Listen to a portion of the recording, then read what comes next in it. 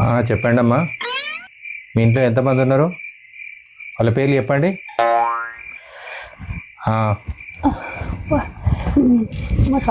పేర్లు చెప్పండి. సర్వే చేసేటోళ్ళు ఈ అర్ధరాత్రి వచ్చి అయింది. కులం ఏందమ్మా? ఏమండి మీ వయసు ఎంత? మీ మాతృభాష ఏందమ్మా? ఆధార్ కార్డ్ నెంబర్ చెప్పు. ఫోన్ నెంబర్ చెప్పమ్మా. పిల్లలు ఎంతమంది ఉన్నారు?